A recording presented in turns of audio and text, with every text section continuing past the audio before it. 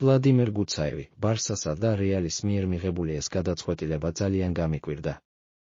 ქართული ფეხბურთის ლეგენდამ ვლადიმერ გუცაევმა საქართველოს პირველი არხის გადაცემა საფეხბურთო ტაიმაუტში გიორგი მამარდაშვილის ლივერპულში გადასვლასა და ამ ტრანსფერში საფეხბურთო მენეჯერის ლევან სეთურიძის როლზე ისაუბრა.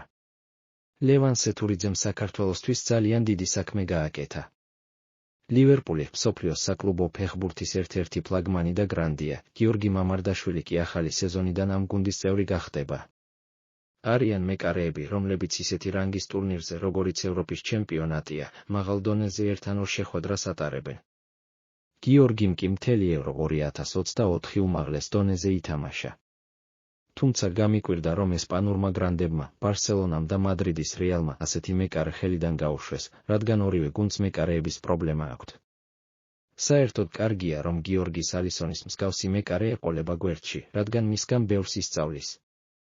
თან მეკარეებს იცით, როგორი ურთიერთობა აქვთ. რაც არ უნდა კონკურენცია ჰქონდეთ, ერთმანეთთან მაინც ძმებივით არიან, განაცხადა საფეხბურთო ტაიმაუტში ვლადიმერ გუცაევმა.